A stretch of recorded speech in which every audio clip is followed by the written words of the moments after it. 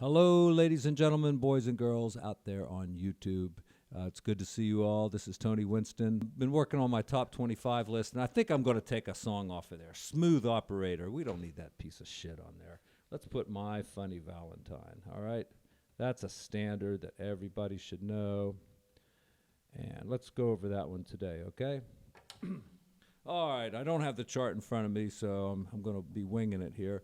Now, a good key for a male singer is C minor, but, you know, it's a little high. I mean, you got to be you have to have a fairly decent range to sing this song. And it's early in the morning, so I'm not even going to try, but let's take the chords here. First line of this song.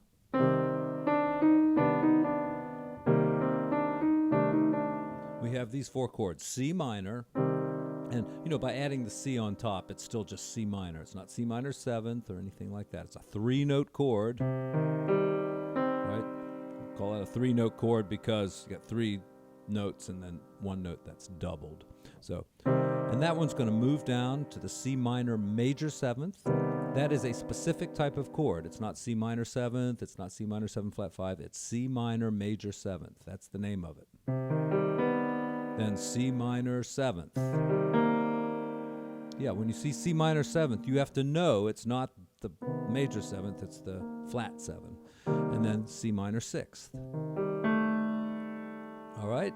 And, you know, when you talk about, say, you just say a minor 6th, that could be referring to an interval like this. That's a minor 6th. But the minor 6th chord is a minor triad with a 6, a major 6th, on top, okay? So that's our 4 chords.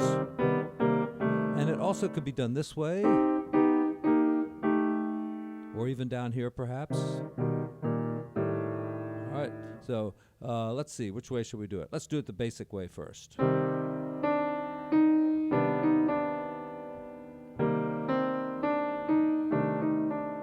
we've got A flat major 7th. I'll do most of these in root position.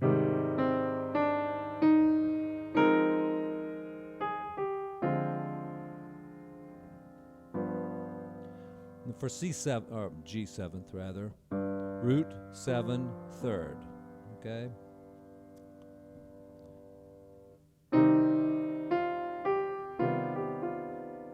The second line, you know, starts off the same way, but the melody is up by a 3rd here, so they've kind of sequenced the melody up. Very nice. All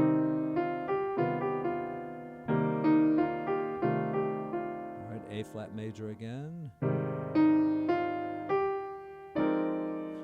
Here's a really great chord. You don't run into this chord that often. It's a minor. And we had this discussion here in the last couple of videos, but we've got a minor 7th, and there's a 13 on top. You can't call it a 6th, because once you have the 7th, then like the 2nd, 4th, and 6th have to be called 9ths, 11ths, and 13ths, okay? Once the 7th is present, they become 9, 11, 13. And those are the available tensions for a minor 7th chord. In other words, you can't add other notes. You can't add like the flat 9. You can't add the sharp 11, you know, but you can add the 9, the 11, and the 13, and you could add them all at once. And that's just a great chord there. So listen to the second line of this song again. It's so nice.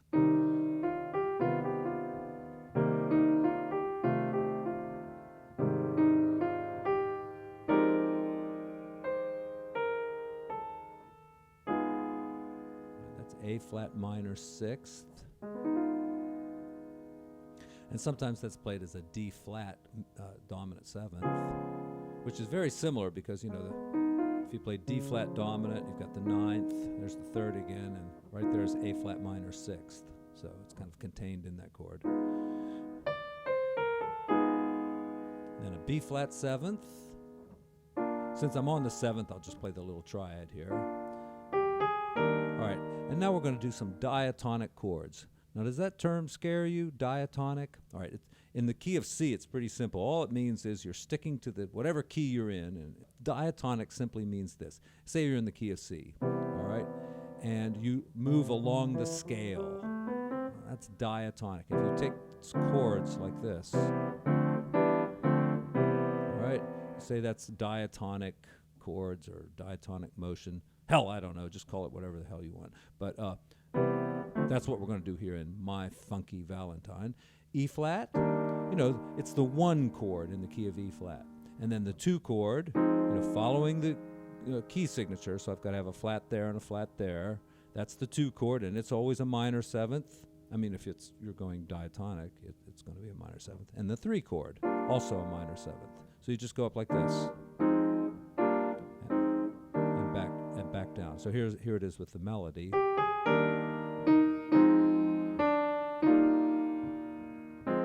All right, I kind of had to get in there. We could do it an octave higher.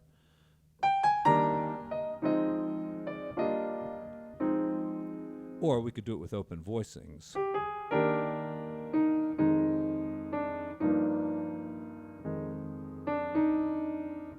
I had this discussion recently, what you can add to a minor 7th chord. And I said, I disagreed with Mark Levine and his table because he had a minor 7th chord. And he said, well, you can add a flat 6 to it. And to me, once you do that, it really is more like an E flat major 7th. So in this particular case, the melody hits right on that note. So maybe he's right, okay? Mark, hats off to you, buddy. You're right. Right there it is. But to tell you the truth, it sounds more like E flat major 7th to me. Listen. See, there it is. G minor with that. So it's really functioning more as an E flat chord there. Yeah. Now here, this is interesting. This is a major 7th. So what do I call this? Do I call it the 6th or the 13th?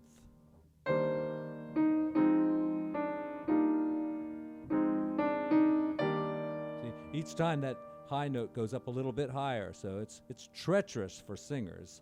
Because look at the skip. Da, da, da, da, da. That's a big jump there, so you got to hit those notes.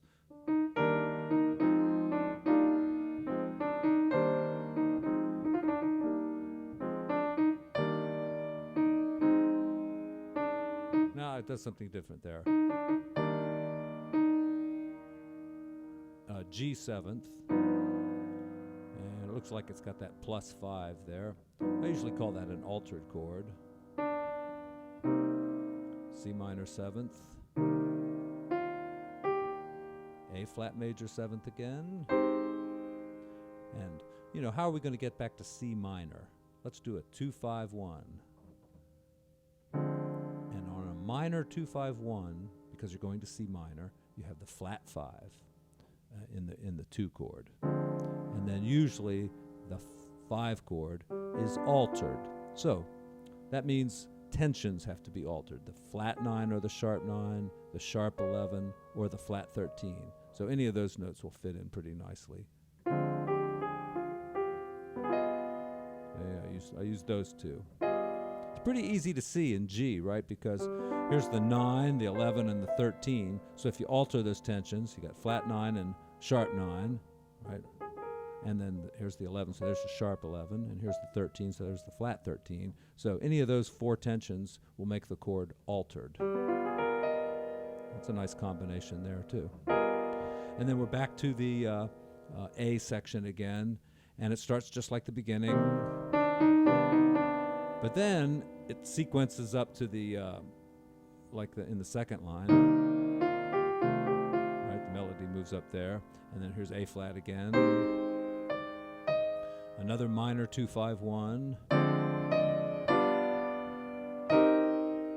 All right. And then to get to A flat one more time, we're going to do a 2-5-1 into A flat. All right. Now, A flat being a major chord, we would say this is a major 2-5-1. Though it starts, of course, the 2 chord is a minor. The 5 chord is dominant. And, this is my little inversion trick. You move those 2 down, then these 2 down, and you've got your 2-5-1. Well, you could do it this way. Yeah, that's all in root position. But this is smoother, better voice leading. Remember, we had Bob, Carol, Ted, and Alice. So Carol and Alice, they move down. And then Bob and Ted, they move down. All right, see? So let's see, we've got the last line of the song.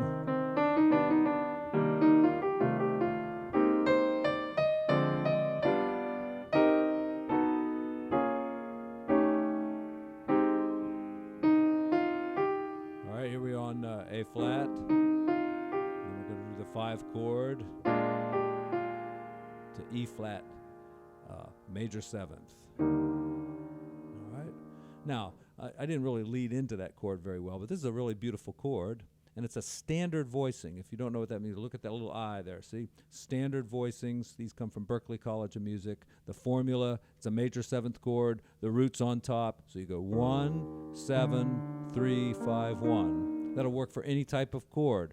You know, if it's a dominant chord, 1, 7, 3, 5, 1. A 6th chord, 1, 6, 3, 5, 1. A minor 7th chord, 1, 7, 3, 5, 1. A minor 7 flat 5, 1, 7, 3, 5, 1. You know, it's a flat 5, but I'm just using the numbers there. All right, minor major 7th, 1, 7, 3, 5, 1. All right, but the major 7th, very beautiful, because it's got this interval right there, right? That's a beautiful interval, folks. All right.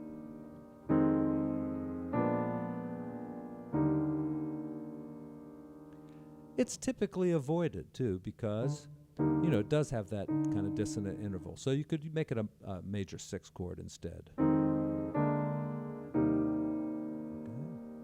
1, 6, 3, 5, 1.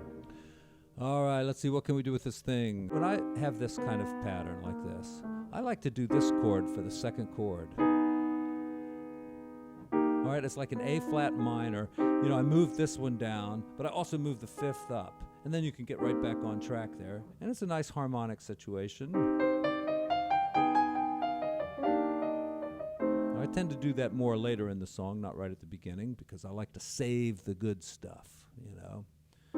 When you're playing an audition now, don't save the good stuff. Do your good stuff right at the beginning. But, you know, if you're trying to develop a song, you know, you don't want to come out with the most thick, well, I mean, you can start any way you want to, but I would say, you know, if you're going to develop the harmony, start a little bit more simply, and then as the song develops, let the harmony develop into something a little bit grander.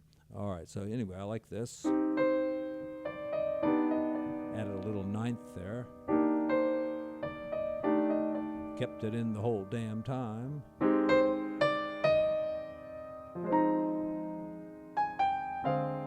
All right, so I'm just making up some open voicings now. Not sure if I'm going to follow the formulas or not. All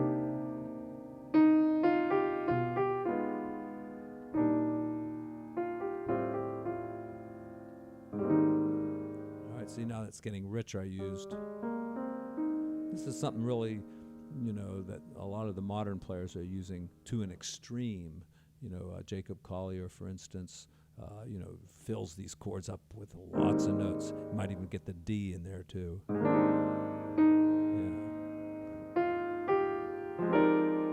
That one's just good already. All right, A flat minor 6. Now, why can't I find something good to do with that? A little 9th in there. Okay, some altered tensions there.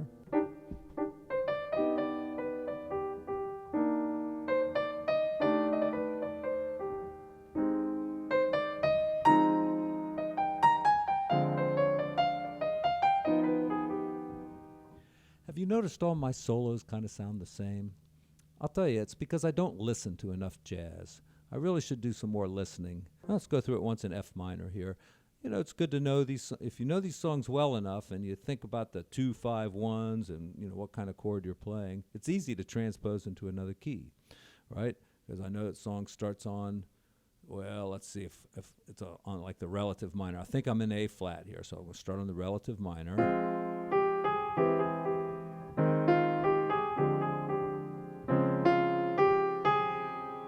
I don't know what it is. Yeah, it's a minor 11th. All right.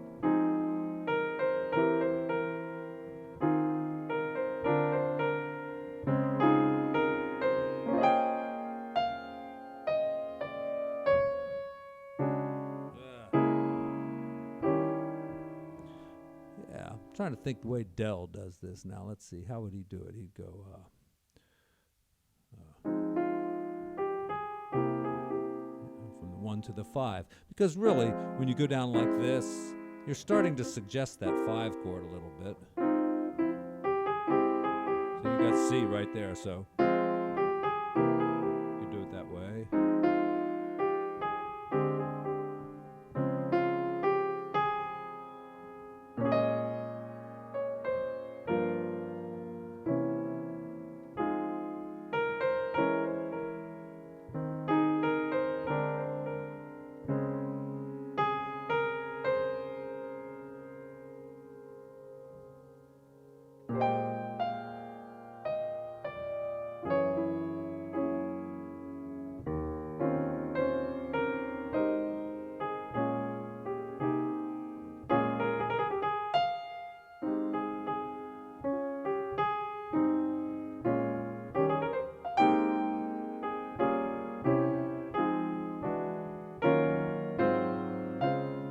You know, I'm using a few extra little chords there. We're going to go to D flat here, so just 3, 6, 2, 5, 1. These are tritone substitutions. 3, 6, 2, 5, 1. 3, 6, 2, 5, 1. 3, 6, it's a sub. 2, 5, it's a sub. 1. All right, I'll put some analysis up there for you brainiacs out there.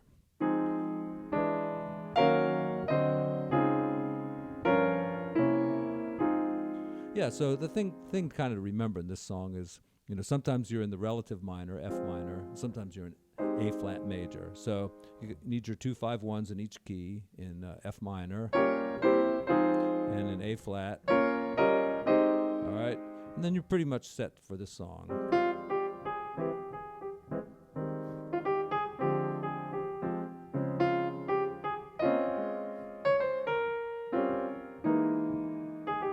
Rootless voicings going on here.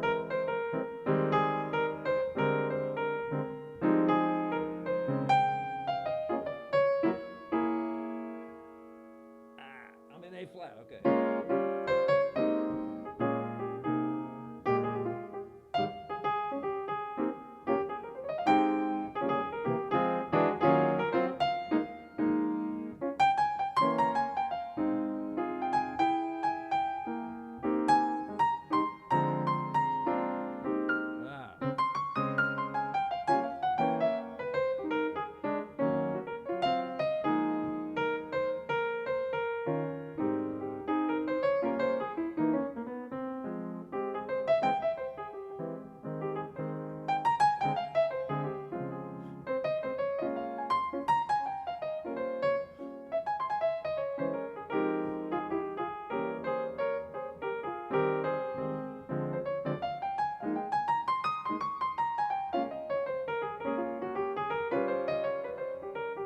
Kind of forgot some chords in there, but my 2 5 1 got me to A flat, so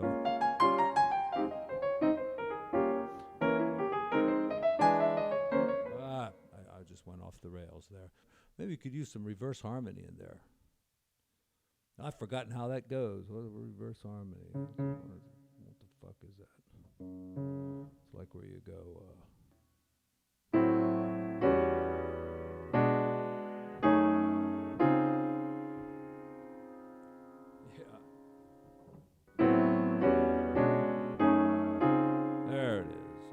Will that work? I can guarantee you, even if it does work, the singer won't like it. Here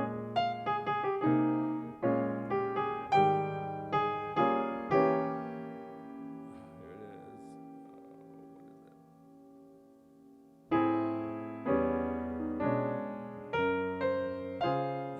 It doesn't work.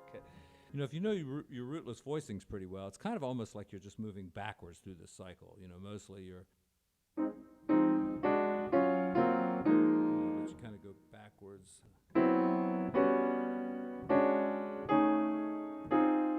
That's it right there. Using minor 6 chords instead of dominant chords like in regular harmony. What would it be? Going to C minor. Let's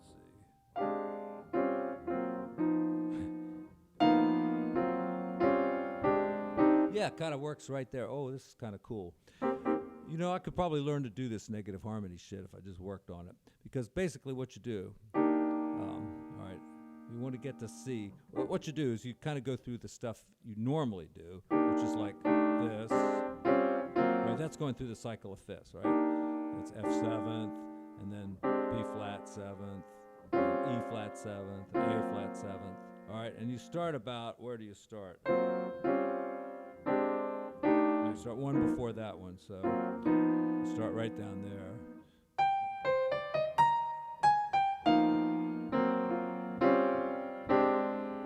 Yeah, that feels strong to me. Funny Valentine, sweet comic Valentine, you make me smile with my heart. Your looks are laughable, unphotographable, yet you're my favorite work of art. Is your figure less than Greek?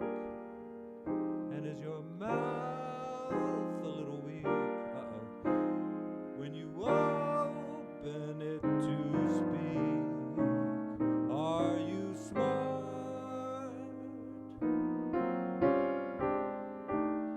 Don't change a hair for me, not if you care for me. Stay, funny Valentine, stay. Each day is Valentine's, summertime, wintertime, autumn time, whatever. Valentine's Day. And I'll tell you who has another good song about Valentine's Day is James Taylor. Look up his song. It's a really nice song.